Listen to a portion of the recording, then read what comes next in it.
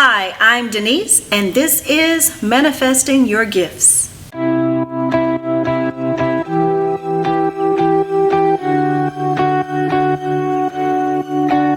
Tonight's lesson is dreams. When you realize you are the one dreaming, you can control the dream. First, people forget. They think everything is outside of themselves. But when you realize everything is within you, and when you realize you're the one that's dreaming, you can control the dream. So I'm going to share just 4 scriptures, and then we're going to elaborate, okay? So the first one I'm going to share is 1 Kings 3 and 5. And this is when God is talking to Solomon. God said, "Ask for whatever you want me to give you." That's what he asked him. That we talk about the knock at the door all the time. Even with Jesus and the blind man, he said, what is it that you want from me? The man said, "I want to regain my sight." God is constantly asking us, what do we want from him? Now, the stress and the frustration comes in when we think there's something we have to do for ourselves. All we have to do is listen. Okay? When we think that it's something we have to do, we mess it up. All we have to do is listen to the voice that whispers to us all the time. Then we're going to talk about Job. Some of these things you've heard before, but now I want to share with you what it means in the dream. Job 33:15 through 16. He says, "In a dream, in a vision of the night, when deep sleep falleth upon men, in slumbering upon the bed, then he opened the ears of men, and he sealed their instructions."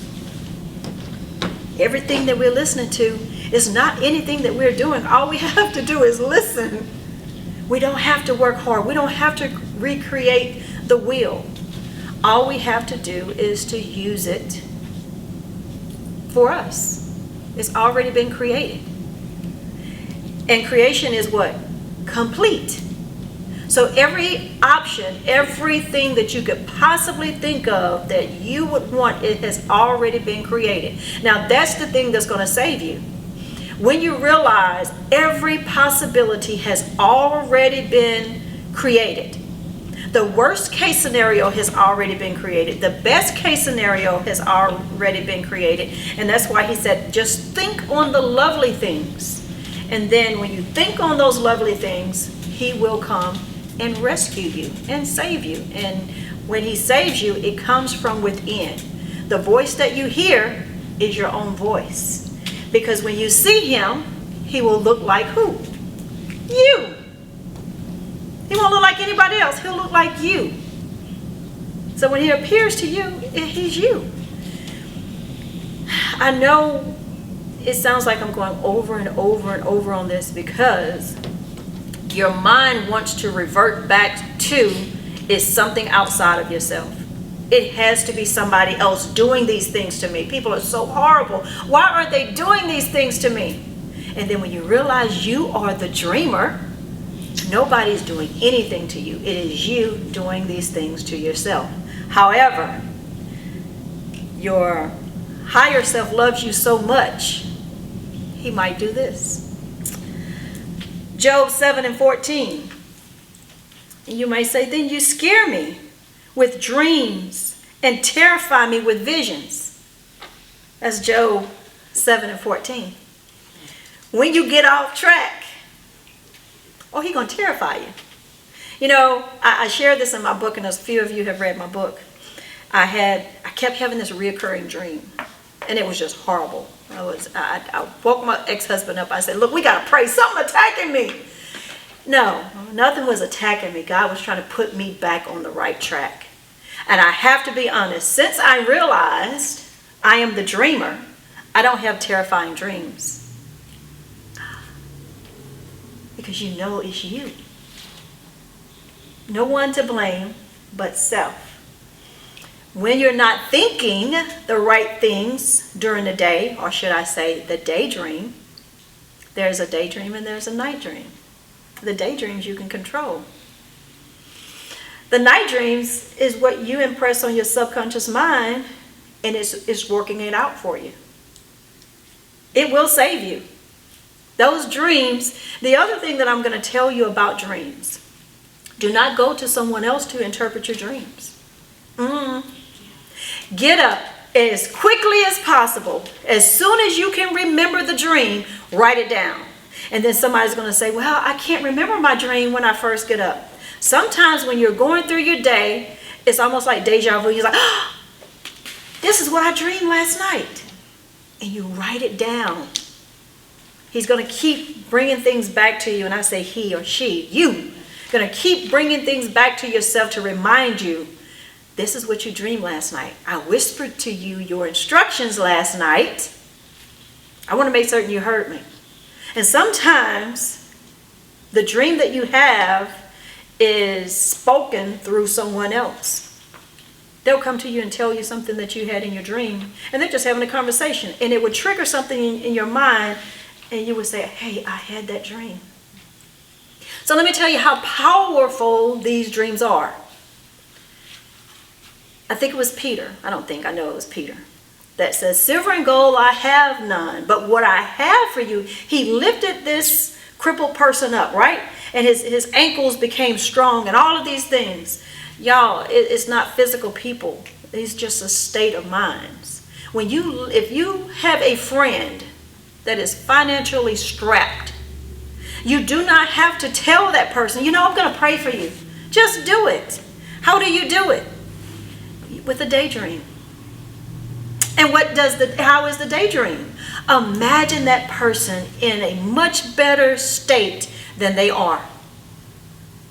That's a controlled dream. You're just like Peter. You're every state of everybody in the Bible. You choose what state that you're going to operate. And it says the final state is Jesus or the Christ. That's the final state of the dreamer. When you realize you are him and he is you. And I and my Father are one. Then you realize you are the dreamer. So, if you are controlling these dreams, have wonderful dreams. If not, you're going to have night terrors. Because it is you trying to get you back on track. It's nothing but love. So, if you have a dream, write it down. I shared this the other day. So, let's say, for instance, our instructions are just whispered to us, right? So sometimes when we're driving in our car, we'll get instructions. And then we tell ourselves, I'm just going to wait till I get home and then I'll write it down. Zoop, gone. What was it that it was so good. What was it I was thinking about? Hey, I whispered to you your instructions. Stop immediately and write it down. So let's talk about interpreting dreams. If you have a dream, and you're not clear on it, just write it down and go back to it later. I shared something on TikTok on January 2nd. Now watch this. Y'all were here last week, right? January 2nd. I almost fell out my seat when I realized what happened, right? January 2nd, I recorded something on TikTok that said I had a dream. And I described this dream, and it was two thin women, just really thin. And they went into this entrance. And I remember, and I share this, that I had to grab the inside. You know how you had to grab inside something and you had to pull the rest of yourself in? I had to reach in the door and really pull myself in. What I thought the dream meant is that you need to get your little thick behind in the gym. And that's what I thought. But I didn't hesitate. The very next day, I joined the health club. To this day, I am going 6 days a week. Now, I can't get two things to match right now. The exercise is on point. The food, on the other hand, we working on that, okay? But in my dream, I had to pull myself in the gate. I had to pull myself in the doorway. It was so narrow, but these two thin women they just got in with ease. Last week, as I was preparing for our lesson, I was talking about the eye of the needle. That at night, they said it's easier for a camel to go through the eye of a needle than a rich man to enter the kingdom of heaven. Then I started to put two and two together. My dream was trying to tell me something. You see, you cannot enter the kingdom of heaven if you got baggage. If you're still believing all the crap that you heard. So I'm thinking I had to lose some weight, which was true too. But I could not squeeze through this door. I barely could squeeze through this door. And after studying that, I realized I had to let go of baggage.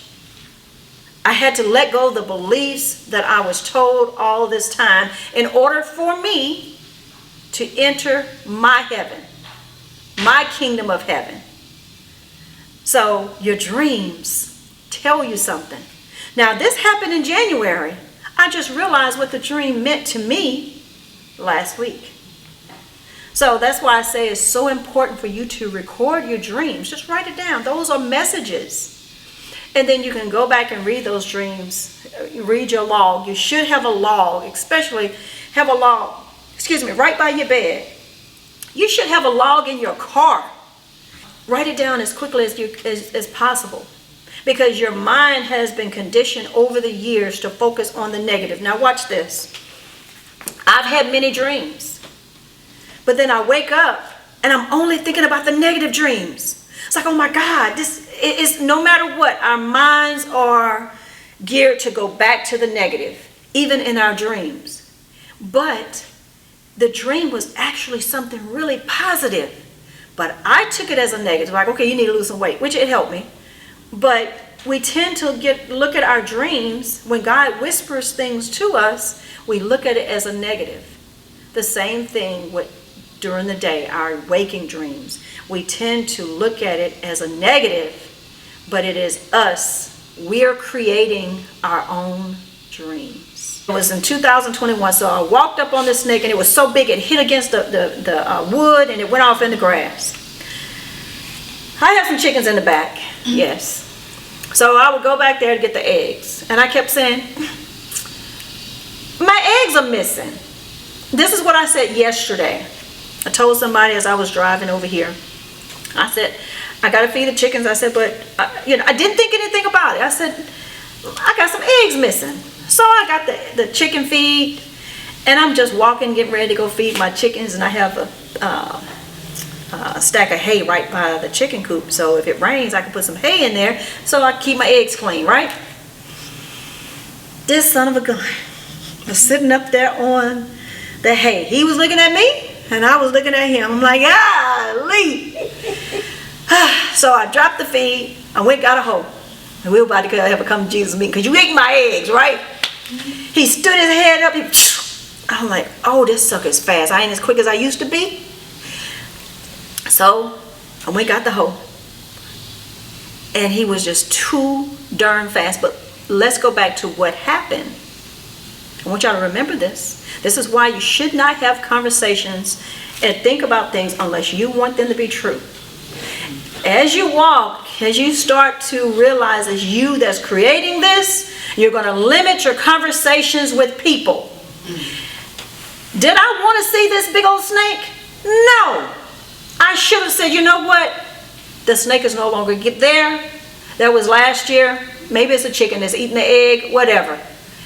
What I saw, and because it was such a huge snake, what I saw in this conversation, I formed it. I drew it to me.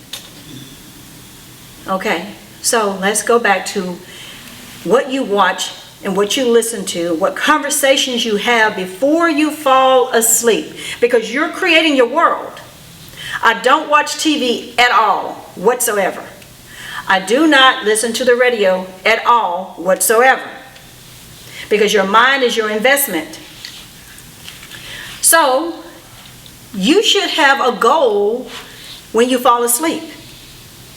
You can do more in your sleep than you can during the day. Just like when you get up in the morning, you have a plan of your day, right? When you fall asleep, you also should have a plan of your night. Because it is your spirit that leaves your body, and it goes and it reports and it does the things. It's not you doing anything. It is He that is in you that does all the work. So what are you having Him do, or it do? I just say Him, but it's understood. It's just your spirit. What instructions are you giving your inner spirit to do before you fall asleep? Psalms 4:4 told you what to do. It says, commune with your own commune with your own heart upon your bed and be still. And it says, sin not, if I'm not mistaken. And we talked about sin means missing your mark or your aim. So, what is your goal before you fall asleep? Have a goal. Drift off to sleep with the goal that you have. Just a reminder, we talked about the law of liberty. The law does not operate itself. He's constantly asking you, what, the scripture we shared tonight, what do you want me to do for you? Remember, before you fall asleep, you tell God, first you want to say thank you.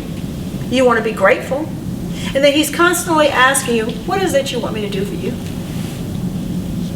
Everybody's situation is different. So, if you are imagining the end of the thing that you want before you fall asleep, then you have given your night dream instructions. Be careful what you tell other people, and be careful what you talk about in front of your children. You may have voiced your frustrations in front of your children, but see, your children don't have all the responsibilities that you have, and then they can return to their rooms, and all of a sudden things are manifesting in your world. It was the child. People can imagine things against you. People want to accept when somebody imagines something good, but they cannot accept when somebody imagines something bad. You can Google that. Look at it as a verse that says they imagined evil. And if you're not aware that your aura of protection is your good thoughts. That's why God tells you, walk with me all the time. Speak the word all the time. Read Psalms 91 all the time. Because there are people that can actually, and Neville says this, he said, imaginative men are the ones that's creating things, right? And unimaginative men fall under their spell. I like to go back and refer to certain books that we've read, so people won't think this little country girl is crazy. If you've read The Game of Life and How to Play It, I'm going to give you an incident that happened in this particular book. Growing up in the country, we didn't have a lot to do, so every Sunday we would go sightseeing. And we would go to different neighborhoods and things like that, going to the city because we lived in the country. And I would tell my mom, I want a house just like that. Mom's like, no. I said, I want that house. And my mother said, no. You want one like that. But she never explained to me why she said it that way. 40 plus years later, I'm reading The Game of Life and How to Play It. And Florence shares this in her book. There was this lady that wanted this house. She wanted this house so bad that the owner of the house died. She and her husband bought the house. And when they moved into the house, then her husband passed away. And she went to Florence and she goes, do you think I had anything to do with this? Florence goes, yes, you did. Now this is the piece that's hard for people to understand. That's why you should only have good thoughts. Because the entire universe is going to conspire to give you what you want. It does not care if it's good or bad. The scripture says, I create good and I create the evil. I, the Lord, do all of these things. And then as we talked about last week, God does not judge. He leaves that up to the Son. And who's the Son? We are. Then he gives us instructions. He said, judge lest ye be judged. So it should let you know it is you that's doing all of this. What are you imagining? And that's why it tells you to imagine, dream good thoughts. Because the events of the world are all because a waking dream that people are having. So, back to the comment she made. She mentioned spreading this information to so many people. If you are having difficulties, either you know that there is one person you can talk to, if you have not developed those skills within yourself first, you should not go tell everybody, because now you have all of these seeds that's germinating, and you got to fight all these fires that you created. While somebody else is lying in their bed, they are imagining something that you told them. Then you wonder why your relationship is failing. You wonder why you're losing your job. So let's go to this. It just hit me. I saw I had a thought, right? Mostly everyone in here, you are business owners, right? Every person that works with or for you, you make certain you say the words. If these people are not supposed to be in my company, remove them for me. Put them on the right path for them, but remove them from me. Let me tell you what I know that I heard. There was a gentleman that worked for a particular company, and he has a lot of energy. He's a very strong emotional person. Those are the people you have to be careful of, the emotional people that constantly think about stuff. So he said, you know what, I can see this company is not going to last very long. I see them going out of business. Sure as water's wet, they close down.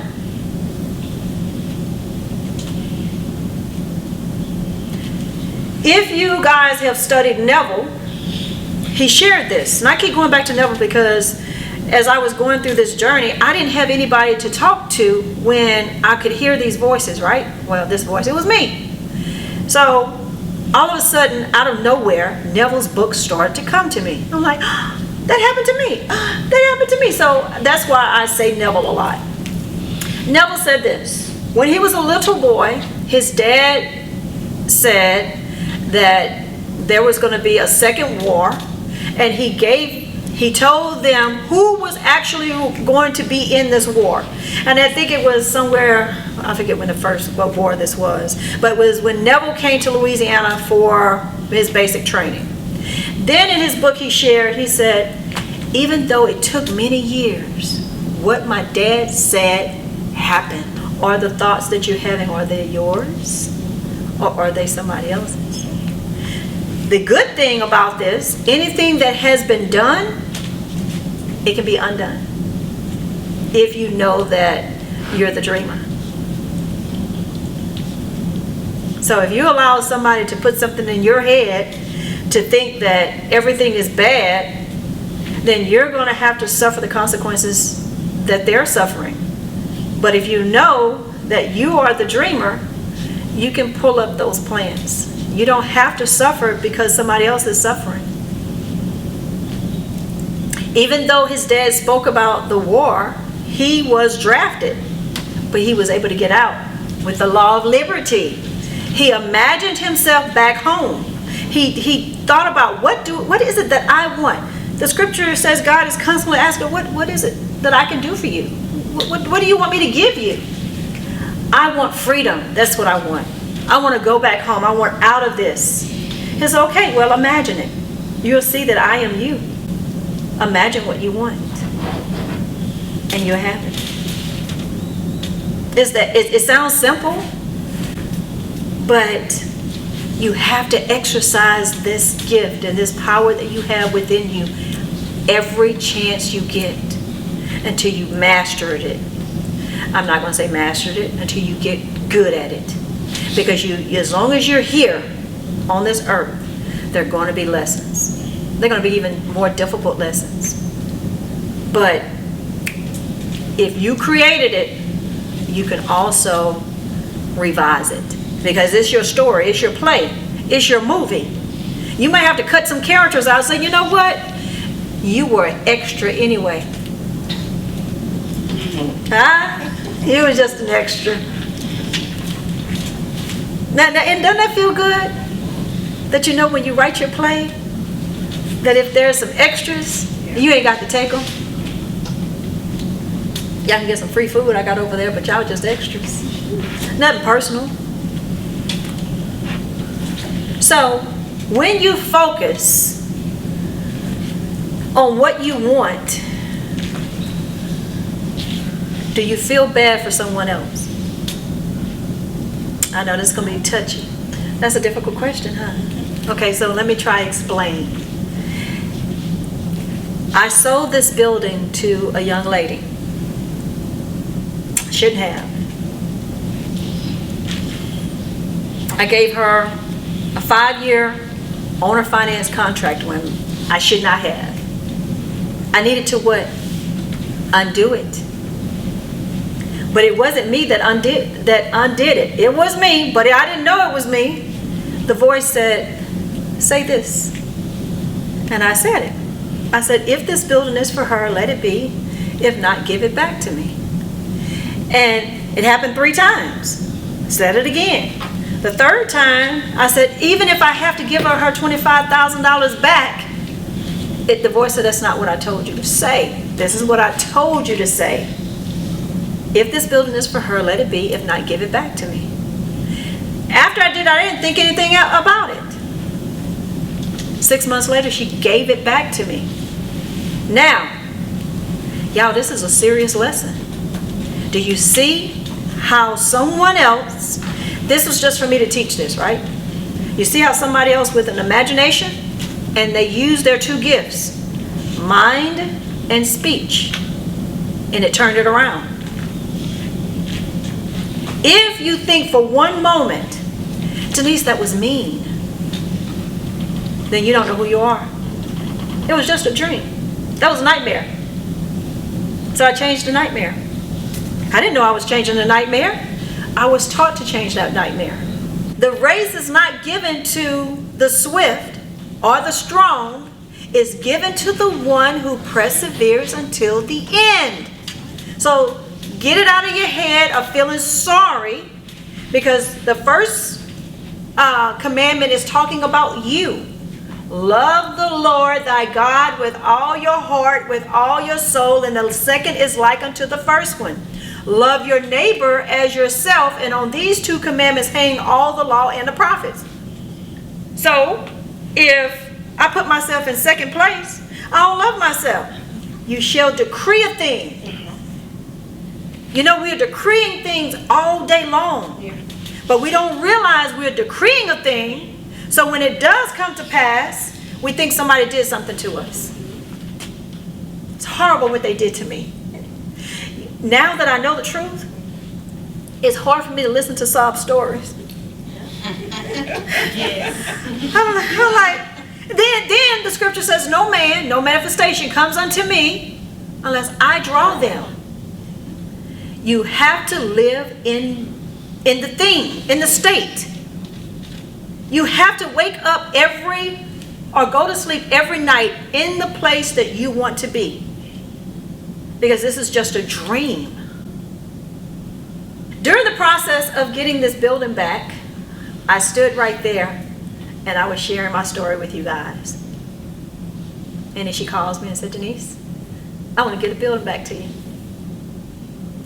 That's why I'm so passionate about standing here sharing this information, because it's real. It is absolutely real. But I want you to learn who you are and that you are the dreamer. You're dreaming this world. You're dreaming your life. And don't let anybody else throw any stones at you. The facts of life, right? Oh, Kiki, it would have happened anyway. It would have. I do not accept that. I know I did it. I did it. No, I didn't ask you anything. So, in the book, The Alchemist, it says every time you ask somebody for help, it's going to cost you. But if you know how to go within, and then Santiago, he said he had those 2 coins in his pocket. He said, I'm going to make my own decisions. Because the gypsy lady said, look, I'm going to need 10% when you get your gold. Yeah. The old king said, okay, now I need 6 of your sheep because I need 10% because I helped you. So what he was doing, he was forcing Santiago to do what? Make his own decisions. Because every time you consult with somebody outside of yourself, it's going to cost you. Every time we talk, what I do, I try to tell you, go back inside. Ask yourself. Yourself knows everything. Yourself knows the best thing for you. I might, I've done a lot of work with myself. I still may be a little judgmental. You don't need my judgmental thoughts. Go back in within yourself. So every time you step outside of yourself, it's going to cost you. It might even cost you your peace. It might even cost you some money. But learn to dream the way that you want the outcome to be. So tonight's lesson is on dreams. Thank you for joining us. Hope to see you on the next episode of Manifesting Your Gifts.